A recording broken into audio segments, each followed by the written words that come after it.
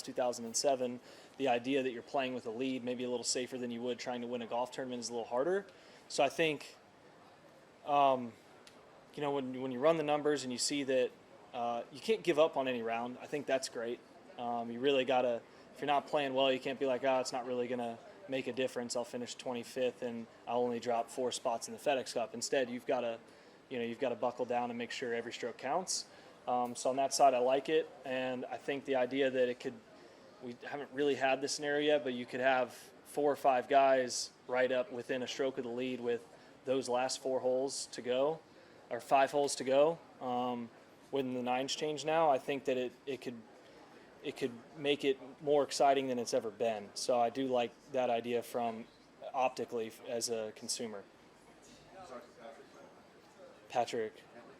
No, but I'm okay. Okay. We had Tony Finau was in talking to us this morning, and one of the things he said was that it's harder than it looks to talk to the reporters after tough losses, which is string them like that, mostly finishes. Like he had, you said? Yeah. Yeah. And then he said, but he felt it was the right thing to do, even when he maybe didn't really want to talk. Is that, do you feel similarly? Is that how you approach it? I think when you have a tough loss, you don't really want to talk to anybody. And then when you recognize that you don't want to talk to anybody, it's not necessarily the reporter, it's more the idea that it's however many people are then listening. It's not the 30 in the room, it's the thousands that are potentially tuning in or see or read or whatever it may be. And so I think sometimes it's tough to explain that, in our game, it's you can do everything right and it doesn't go your way, and that you can go on streaks like that. And then you can do ones where you're like, man, I just really didn't think I was actually going to win that week, and then it turned out. And it's just a weird, and I don't mean that as luck. I mean, you put yourself in position enough, it works out, and as you can see with Tony, it did. But there are probably plenty of events where he didn't do anything wrong, and then you sit in there and people say, what'd you do wrong? And you have to try and come up with an answer, and I think that sometimes that gets tough when, and it can deplete your confidence because now you think maybe something went wrong and nothing did. So I think holding confidence through that when the questions are asked from what they should be, which is, why didn't you win? Which is, I think, maybe sometimes not a totally fair question given the scenarios of our sport. Is it also harder that you often have to do that immediately, whereas in other sports there's at least a 10 or 15 minute cooling off period? I think, for me, it lasts hours to a day, so it wouldn't really make a difference if you gave me an extra 10 minutes. I don't think I'd still be just as pissed at and I've had a couple of them this year where I was like, man, I really should have won this golf tournament, and I'm upset about that, and I don't think it would make a difference for me, but I'm sure individually it just depends.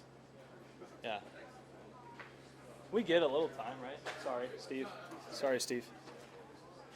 Talking about getting over things, I'm just curious, what was going through your brain when you went to the 11th tee in the final round, and how long is it? The what tee? The 11th tee. Sorry, my small bit. At where? At Northern Trust last week. Okay. After what happened on 9. Oh, yeah. How long does it take to get over something like that? I'm just curious. That one was a weird one because I actually felt like I was hitting it better that day than the other days. And that's to my point exactly on, unless you're out there, like if you're not Michael or me, you don't know that, right? You see the scores. It wasn't very hard because I really had nothing to lose at that point. Like I could make 5 birdies or 5 bogeys. It wasn't going to make any difference really whatsoever as far as regrouping to finish the round. But I just wanted to make good swings, hit some good shots, and at that, I think it was maybe by a couple holes later where I said, all right, now let's just get into next week prep mode. It's Monday. Let's try and make progress. I'm wanting to make progress in regardless of results, and kind of went into the whole Monday round like that. It wasn't working very well, so I just kind of adjusted a little. I think I feel like it's a once every couple years, hopefully, it's a round where you just, you're lagging a putt on the last hole to break 80, out here on the PGA Tour, and I feel like it happens to just about everybody. And I actually walked away from it more upset that I had 3 over par rounds than I cared about the actual Monday round itself. I just want to be a little bit better consistently. Let's take one more right here.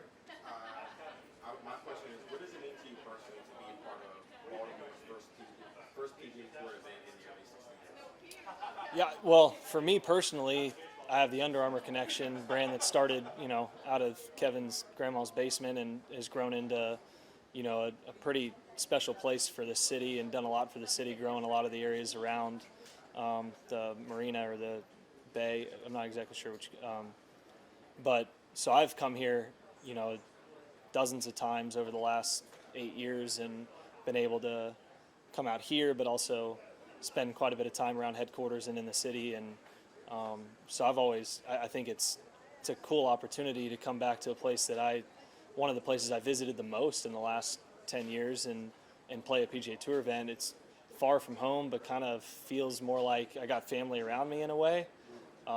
So for me personally, it's special, but going to new cities that are good markets where you get good crowds and a lot of interest, I think is very important, and it's something the tour tries to do. I think the BMW championship itself does a great job of trying to find that, and we've played a lot of different places all the way from Denver to here to Philly to the Chicago area, so hopefully that continues. I wasn't going to have a 3-foot